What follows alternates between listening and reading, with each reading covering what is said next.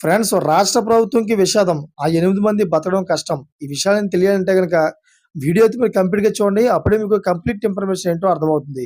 అదే విధంగా చాలామంది వీడియో చూస్తున్నారు గానీ, లైక్ అని కామెంట్ చేయట్లేదు. దయచేసి లైక్ అని కామెంట్ చేయండి. లైక్ అని కామెంట్ చేయడం వల్ల ఈ విషయాలన్నీ మరికొంతమందికి మనం షేర్ చేసిన వాళ్ళం అవుతాం. అదే విధంగా రాష్ట్ర ప్రభుత్వంకి ఎందుకంత కష్టం వచ్చింది? అదే విధంగా 8 మంది ఎందుకు చనిపోబోతున్నారు? అనే విషయాలు మనం పూర్తిగా తెలుసుకున్నోళ్ళం అవుతాం. లేట్ చేయకుండా తెలుసుకుందాం. ఫ్రెండ్స్ నాగర్ కర్నూల్ ఎస్ఎల్బీసీ టన్నెల్‌లో సహాయ చర్యలు కొనసాగుతున్నాయి. సొరంగంలో చిక్కుకున్న కార్మికులతో కాంటాక్ట్ అవ్వడానికి ఎన్డీఆర్ఎఫ్ ప్రయత్నిస్తోంది. అయితే 200 మీటర్ల వరకు మట్టి కూరుకుపోవడంతో ఆచూకీ కష్టంగా మారిందని డిప్యూటీ కమాండర్ సుఖేందు తెలిపారు.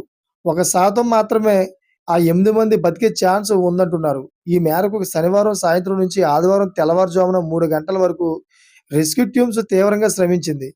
టన్నెల్‌లో 2.5 మీటర్ల ఎత్తున బురద పేరుకుందని, ఊట వల్ల మట్టిని తొలగించడం కష్టంగా మారిందని అధికారులు తెలిపారు. మేము పరిస్థితిని సమీక్షించేందుకు శనివారం రాత్రి 10 గంటలకు టన్నెల్ లోపలికి వెళ్ళాం. లోకోమేటిక్ నేటివ్స్ ద్వారా 11 కిలోమీటర్లు వెళ్ళాక ఆ తర్వాత 2 కిలోమీటర్ల వరకు కాలినడక వెళ్ళాం. టన్నెల్ బోరింగ్ మెషిన్ వద్దకు చేరుకున్నాక కార్మికులతో కాంటాక్ట్ అవ్వడానికి ప్రయత్నించాం. అయితే 200 మీటర్ల వరకు మట్టి కూరుకుపోవడంతో అవతల వైపు నుంచి మాకు సమాధానం రాలేదు. ఆ డెబ్రీస్‌ని తొలగిస్తే గాని కార్మికులు ఎక్కడ చిక్కుకున్నారో, ఎలా కాపాడాలో తెలుసుకోలేం. అయితే 11, 13 కిలోమీటర్ల మధ్య ప్యాచ్‌లలో నీళ్లు నిండిపోయాయి.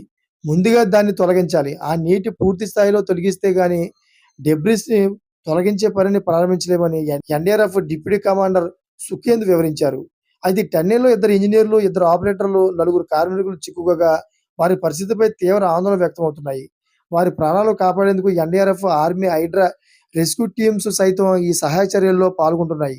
ఢిల్లీ నుంచి ర్యాట్ హోల్ మైనర్స్‌ను రప్పించి పరిశీలించగా టన్నెల్ బోరింగ్ మెషిన్‌లో 400 మీటర్ల వరకు మట్టి, అదేవిధంగా ఐరన్ షీట్లు కూరుకుపోయినట్లు గుర్తించారు. టన్నెల్‌లో 2.5 మీటర్ల ఎత్తున బురద పేరుకుందని, సొరంగంలో భారీగా ఊట నీరు ఉబికి వస్తున్నట్లు తెలిపారు.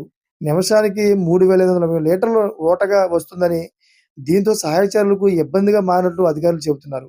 Thank for watching friends.